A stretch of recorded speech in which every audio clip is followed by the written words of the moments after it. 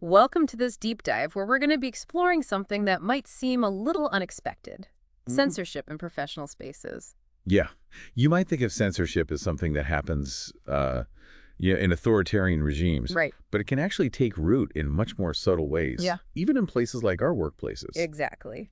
And to guide us through this exploration, we've got an article from Tatanka Oh, yeah? titled Censorship, Hypocrisy of Fascist Keyboard Warriors, published just this week.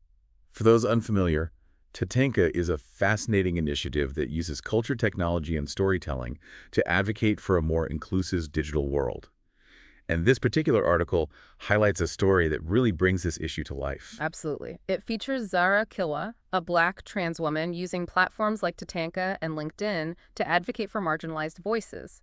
She's been working on this really cool series called Unmuted and facing some serious pushback, even censorship. And that pushback, even in the supposedly professional space like LinkedIn, is exactly what this article is trying to unpack. So the article argues that attempts to silence political conversations in professional spaces are in themselves a form of control.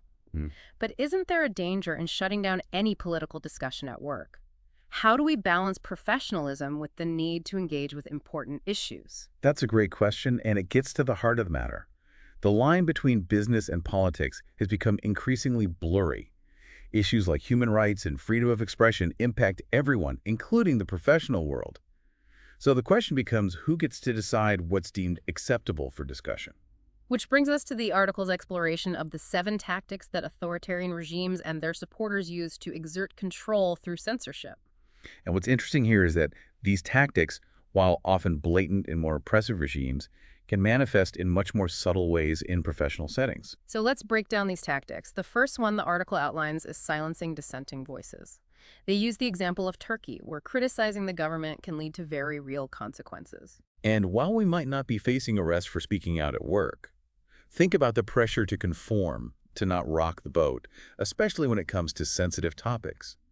That pressure, that self-censorship, can be just as effective in silencing dissent. It's almost like an unspoken rule: stay in your lane, stick to business, and don't bring your personal opinions into the workplace. Right, and that brings us to the second tactic, controlling the narrative. The article uses the example of Russia and how World War II history is presented there. It's not just about silencing opposing viewpoints, but replacing them with a carefully curated version of events. So how does controlling the narrative play out in a corporate setting? Think about company culture, the way certain values and priorities are emphasized, while others are downplayed or even dismissed. It's about shaping what is perceived as acceptable thought and discussion within the organization. So even in a seemingly neutral environment, there's still an underlying power structure dictating what can be said and how it can be said. Exactly. And when you challenge that narrative, even subtly, you risk being labeled as difficult or unprofessional. Which is a pretty effective way to silence dissent, right? Because who wants to jeopardize their career over a controversial opinion? Precisely. And this ties into the third tactic, creating fear and uncertainty. The article talks about China's Great Firewall and the constant surveillance that citizens are subjected to. Okay, but most of us aren't living under constant surveillance at work, right? Maybe not in the literal sense, but think about the implications of things like monitoring employee emails or social media activity. It creates a chilling effect where people are hesitant to speak freely for fear of reprisal, even if they haven't technically done anything wrong. So it's about creating an atmosphere where self-censorship becomes the norm. Exactly. And this can be especially true for marginalized groups who already face systemic barriers and discrimination. Which is exactly what Zara experienced on LinkedIn. She was trying to elevate marginalized voices and ended up being censored for violating community guidelines. Which brings us to the fourth tactic, weaponizing technology. The article uses the horrific example of the Myanmar military using Facebook to spread hate speech against the Rohingya people. That's a truly horrifying example of how powerful these platforms can be when used for malicious purposes. But how does this relate to Zara's situation on LinkedIn? Her experience shows how seemingly neutral platforms with their algorithms and community guidelines can be used to silence dissent in a much more subtle way. It's not as blatant as hate speech, but the effect is similar. Certain voices are amplified while others are suppressed. and that suppression can be incredibly effective, especially when it's disguised as maintaining a professional or respectful environment. Right, and that brings us to the fifth tactic, which is targeting vulnerable groups. The article cites the example of India, where censorship is often used to silence Muslim activists and journalists. So it's about maintaining existing power structures and using censorship to prevent marginalized groups from gaining influence or challenging the status quo. Exactly. Mhm. And this is where Zara's story becomes particularly relevant. As a Black trans woman, she already faces significant barriers in the professional world. And then when she tries to use her platform to advocate for greater inclusion and equity, she's met with censorship. It's a classic example of how censorship can be used to reinforce existing inequalities. It's disturbing how subtle these tactics can be, how they can be disguised as simply maintaining professionalism. Exactly. And that's why it's so important to be aware of these tactics, to recognize them when they're happening, both in the broader world and in our own workplaces. So let's shift gears a bit. We've talked about how censorship operates, but what can we actually do about it? It feels like a massive systemic issue. It is a big issue, but that doesn't mean we're powerless. Hmm. Remember, feeling powerless is exactly what those in control want. The article doesn't just outline the problem. It also offers some suggestions for what we can do both individually and collectively to push back. Okay, I'm ready to feel empowered. What can I, as just one person, really do to make a difference in this fight? Well, it starts with self-reflection. Before we can fight external censorship, we need to examine our own biases. Are there topics we shut down prematurely? Are there voices we instinctively avoid? So you're saying that before I point fingers, I need to make sure I'm not part of the problem? We all have blind spots. It's about being more intentional about seeking out diverse viewpoints, especially the ones that make us uncomfortable. That's a good point. Expanding my own information bubble is a great place to start. What else can I do? Supporting independent media and journalism is crucial. Authoritarian regimes hate a free press for a reason. They're the ones holding power accountable, which can be a risky business. So subscribing to independent news sources, donating to those organizations, that's something tangible I can do. Absolutely. And don't underestimate the power of simply speaking up, especially in those professional spaces where silence is often expected. Like Zara did on LinkedIn. Yeah. But that can feel awkward, rocking the boat at work, you know? Discomfort can be a sign you're doing something right. It doesn't need to be a huge dramatic confrontation. Sharing an insightful article, respectfully disagreeing with a problematic take, even asking thoughtful questions. It all contributes to a culture where diverse voices can be heard. So I'm doing my part individually, but how can I contribute to a more collective effort to combat censorship? That's where we move beyond individual actions and start looking at systemic change. Supporting organizations like Tatanka is key.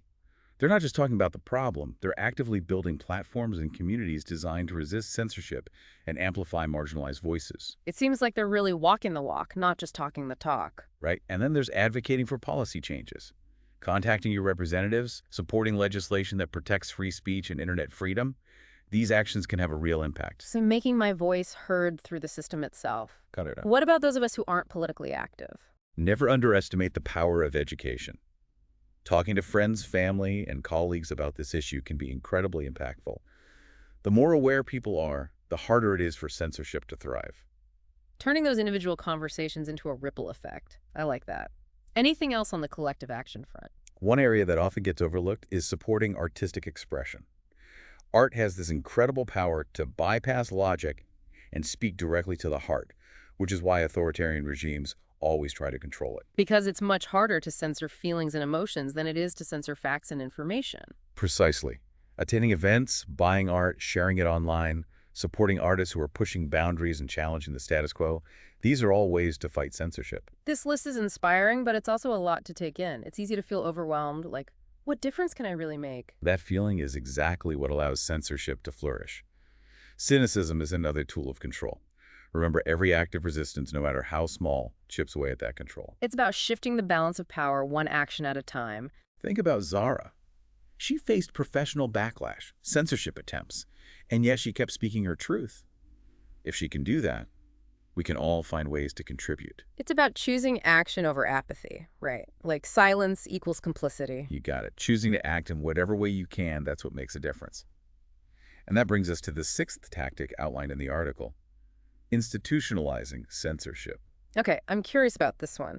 How does censorship become ingrained in a society or a system? The article uses the example of North Korea, where the education system is completely controlled by the state.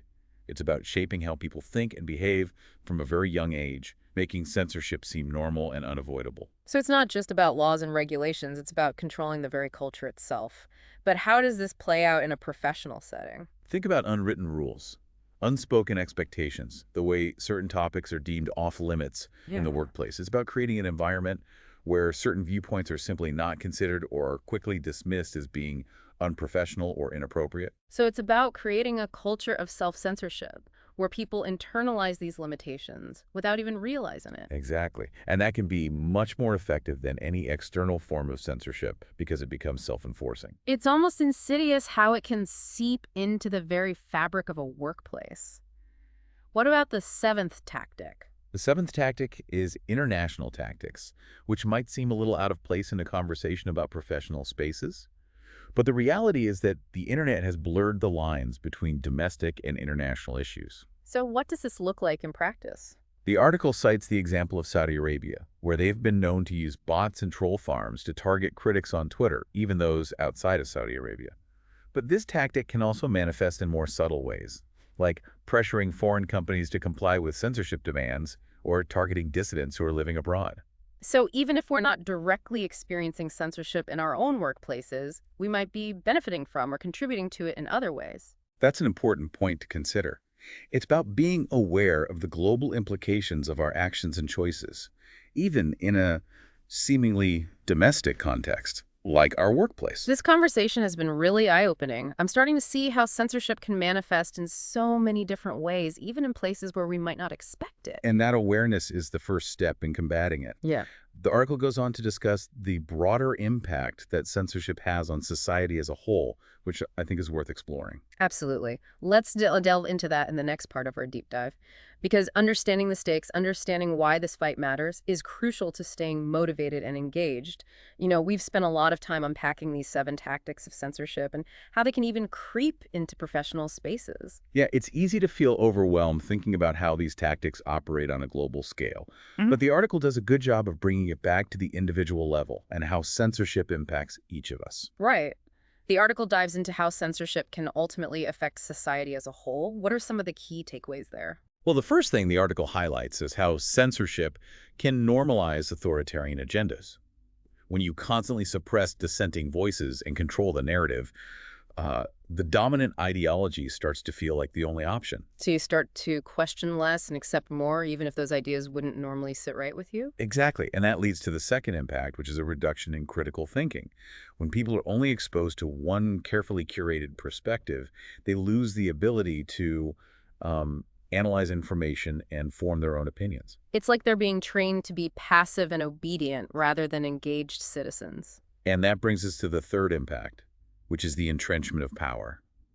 By controlling the flow of information and silencing dissent, those in power can maintain their control and erode democratic norms. So it's a vicious cycle. Censorship leads to less critical thinking, which makes people more susceptible to authoritarian agendas, which further entrenches the power of those in control. Precisely.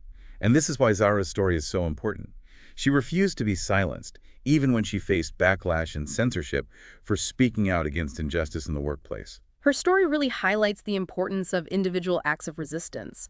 She may not have single-handedly dismantled a system of oppression, but she sparked a conversation and inspired others to speak up. And that's what those in power fear the most. Individual voices coming together, sharing their stories, and demanding change. Censorship thrives in silence, but it withers in the face of open dialogue and dissent. The article quotes one of the Tatanka producers, Hannah, who says, "They can delete your posts, but they can't erase the impact." That really resonated with me. It's a powerful message. It reminds us that even when our voices are suppressed, the act of speaking up still has value. It plants seeds of awareness and encourages others to find their own voice. So even if we feel like we're shouting into the void, our words can still have a ripple effect. Exactly. And that brings us back to Tatanga's mission of creating a more inclusive and equitable world through storytelling, technology, and community. They understand that connection is the antidote to censorship. Their approach seems so aligned with what we've been discussing. Building community, supporting independent media, speaking out against injustice, it all ties together. And it's not just about grand gestures. It's about the everyday choices we make, what we choose to read, who we choose to listen to, how we choose to engage in conversations. These seemingly small actions can have a cumulative impact. It's about being mindful of the information we consume and the platforms we support. It's about being willing to challenge our own assumptions and engage in difficult conversations. And most importantly, it's about recognizing that we all have a role to play in this fight. Whether we're sharing stories, supporting artists, or advocating for policy changes, every act of resistance matters. This deep dive has been incredibly insightful. It's given me a lot to think about, both in terms of how I navigate my own professional life and how I can contribute to a more open and equitable society. I'm glad to hear that. And to keep that momentum going, I want to leave our listeners with this question. What's one thing, even a small thing, that you can do today to support free expression and resist censorship in your own life? It's a powerful question. And as you ponder your answer, remember Zara's story, remember Tatanka's mission, and remember that the fight for a more just and equitable world starts with each one of us choosing to speak up and speak out. Thank you for joining us on this deep dive. Until next time, stay curious, stay engaged, and stay vocal.